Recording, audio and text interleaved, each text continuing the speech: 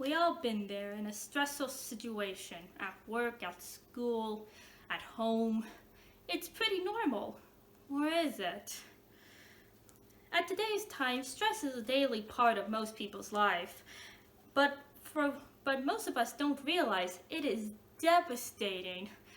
And I don't mean the feeling of just being overwhelmed. It can be serious for your mind's and your body's health. But I have found a way that I have shown that lowers my stress in this crazy world, and I hope to share it with you too. I have researched both the benefits of this and the negative effects of stress, and I've also experienced it firsthand. Now, we're going to first talk about the dangers of stress, the method to stopping it, and lastly, what this situation can do for you.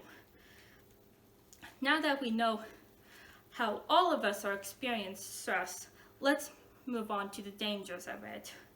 In America, almost everyone have at least one stressful moment in their life, and this stress is dangerous for us, for our minds and bodies. Let's listen to a story about Bianca. According to her, anxiety hit her like a ton of bricks. It made her jittery, throw up, and have a loss of appetite, which eventually gained to severe weight loss and being underweight and turning to drinking for her solution. Luckily, this situation have a happy ending, but it just comes to show the dangers of having stress on the body. For some data, the American Psychological Association have shown that 1/3 of America experience extreme stress, and about half of us have increased their stress over the last 5 years.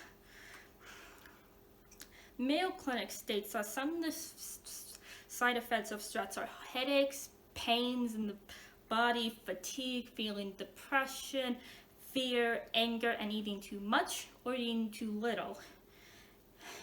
And how does this tie to you? Well, I realized that according to my survey, on a scale from 1 to 10, 80 of you have rated a 7 or higher. That's a lot of stress. Now, how do we deal with all this stress? Some of you might think, take a deep breath. But some of you might not realize that this isn't always effective. Some of us breathe too fast or too shallow, or only do it once and not enough. All of these can make your anxiety just stay put. And according to Alan Dunker, deep breathing can just make it worse. If we think that deep breathing is the solution and it fails on us, we tend to think negatively about ourselves and fall deeper into anxiety and depression. But I have a solution that's better.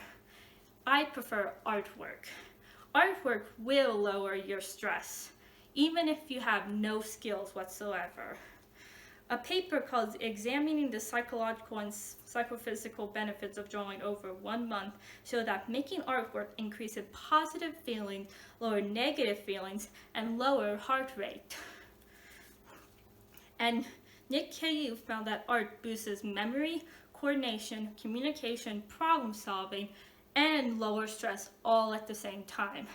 That is that is so much more than what breathing can do for you.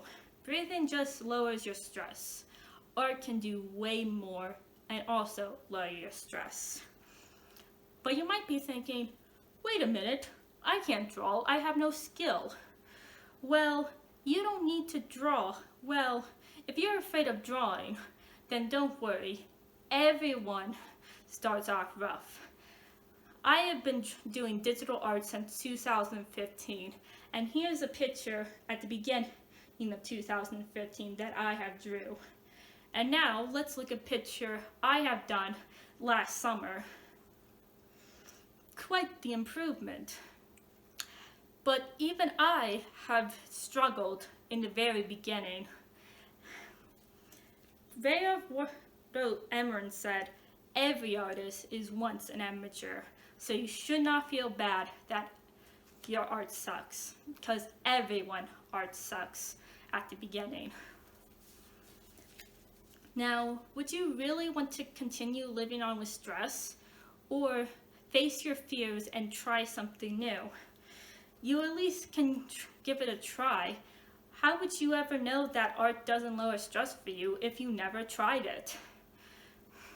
You might have said, I have drawn stuff, but that's likely been a 5-second drawing of a stick figure, right? What about drawing for 5 minutes, 10 minutes, 30 minutes? You'd be surprised of how art you can be at that time frames. Now that we know the time frames, so give up your stress and just try it. Now that we know about the benefits about stress, about art, let's move on to how it can affect your life. If we don't do art and continue on with our stress, we would have constant head pains, back pains, chest pains, muscle pains. We would be eating more, getting obese, getting overweight. We would fall into a whirlpool of emotions, of sadness, of anger, depression. It would be lifeless. It would be joyless. However, with something as beautiful as art, we can increase our joy, increase our feelings of happiness, decrease our stress, increase our healthiness, increase our memory, increase our problem-solving skills, would be wonderful, both in school and work and play.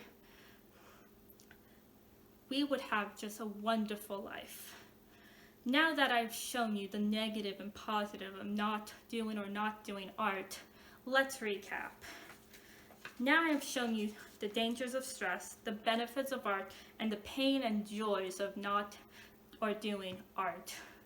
Stress is a literal pain in the neck, and art is the cure for that, and art will give you a wonderful path in life. So now, pick up a piece of paper, do a doodle, and draw some art.